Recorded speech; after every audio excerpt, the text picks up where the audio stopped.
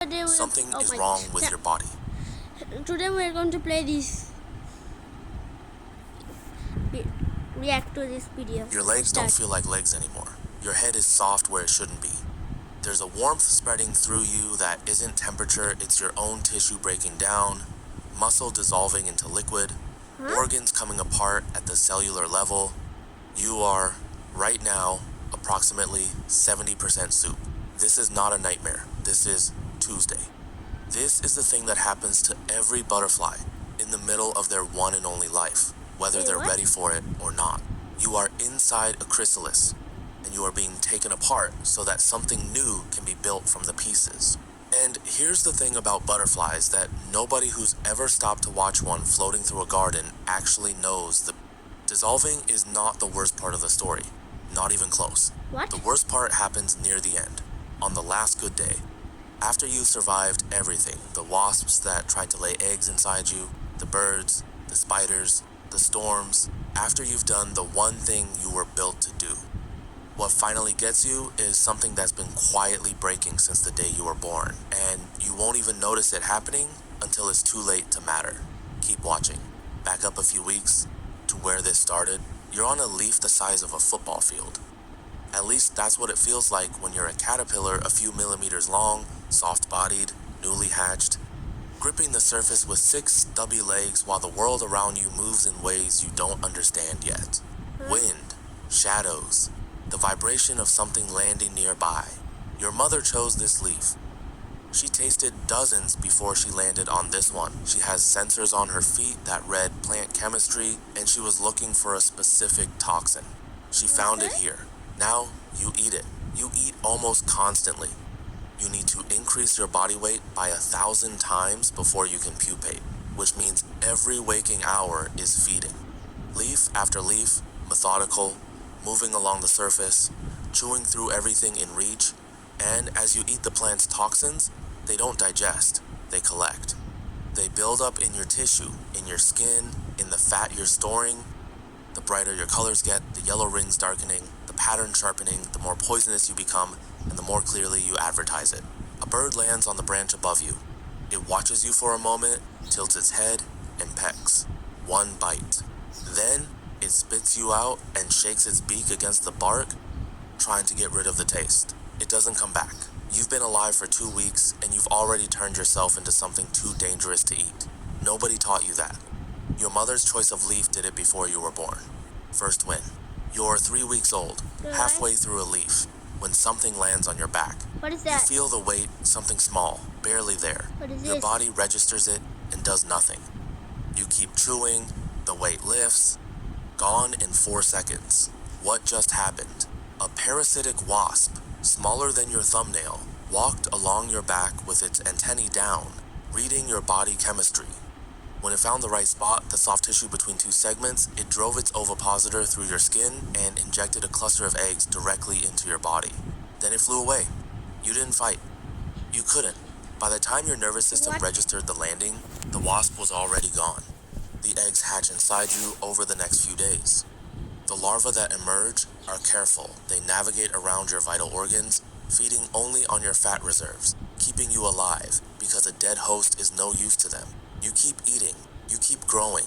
From the outside, you look completely healthy, plump, well-fed. On the inside, you are a nursery for something that will eventually need to get out. Some caterpillars that reach the chrysalis stage never produce a butterfly. The chrysalis splits open and wasps pour out dozens of them, and whatever was growing inside is gone. The butterfly that should have been there simply never exists. You keep eating. You won't know which kind of story you're in until the very end. The urge comes without warning. One morning, you stop eating mid-leaf. Something in your body has shifted a chemical signal that overrides everything else. You climb down from the plant, find a bare stem, and begin to spin. Silk from a gland near your mouth, looped around yourself in slow rotations, layer after layer, until you're encased in a hard shell the color of old jade. Then darkness. Stillness. And then you start to feel it, not pain exactly, but a wrongness, like your body is not where it was. Like the boundaries of your own shape have become uncertain. What's happening? Your own cells are releasing enzymes that break down muscle, organ, and connective tissue. not remodeling, dissolving. Within hours, almost everything you were made of is fluid. If someone cut the chrysalis open right now, there would be no caterpillar inside, no half-formed butterfly, just a warm brownish liquid and a few clusters of cells floating in it. Those clusters are called imaginal discs.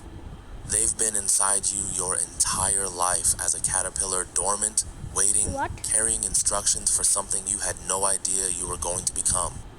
A Okay. wing compressed into a handful of cells, waiting for the right chemical signal to start building. An Okay. eye, a new nervous system, clean, carrying almost nothing from before. In the liquid of what used to be your body, they begin to assemble. A wing forms from material that was recently your third leg. An eye builds itself from tissue that was part of your gut. 2 weeks pass in complete darkness, and then a crack of light splits the shell. You push out wet, crumpled, wings folded flat against your back like wet paper. You What grip the- the empty casing and hang upside down.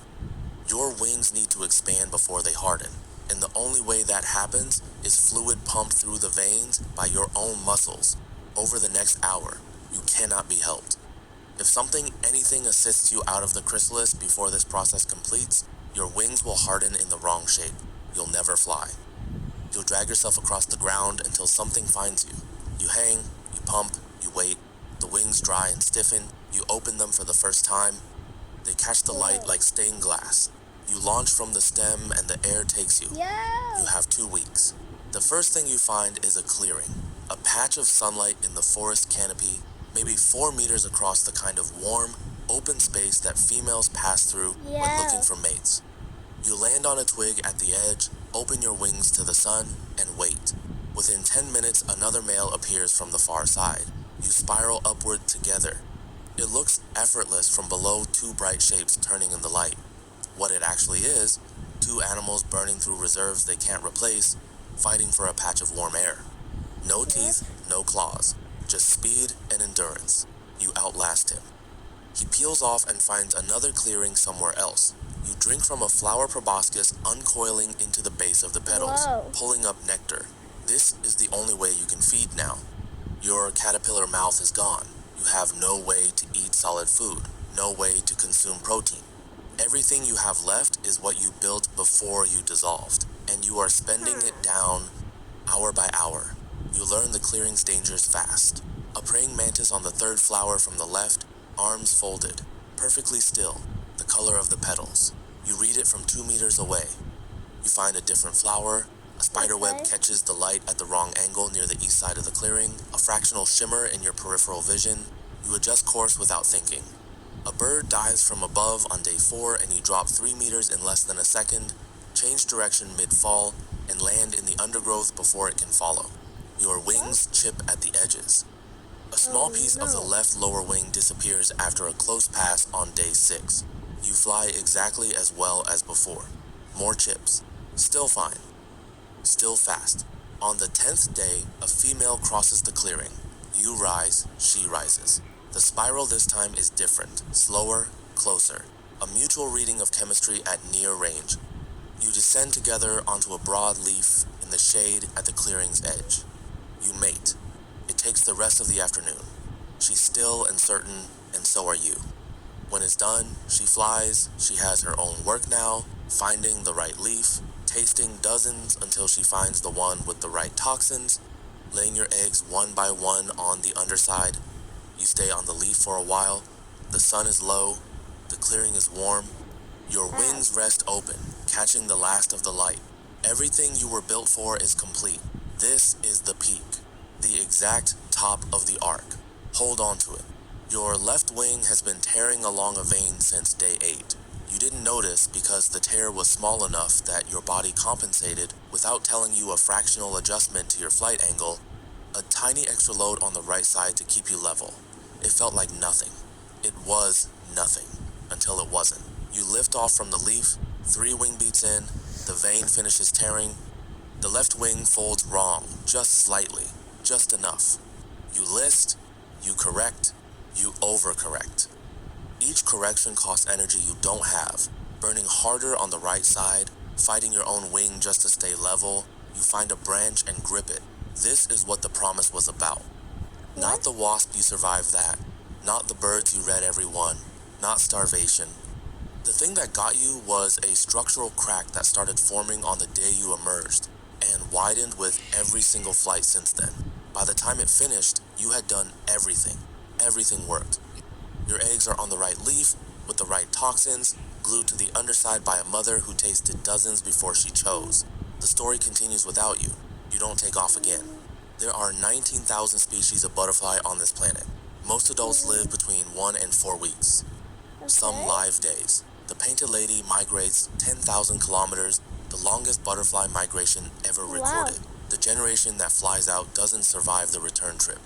Their descendants make the journey back with no map, no memory, no one to follow. Just chemistry in the cells pointing roughly the right direction, assembled from soup, carrying instructions from something that dissolved months before they existed.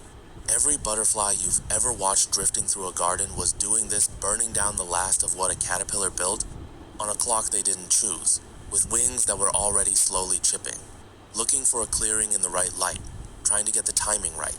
Life as a butterfly might be rough, but there's Wow. another animal out there that has it way worse. Trust me, it's wild. Check out the video and see for yourself.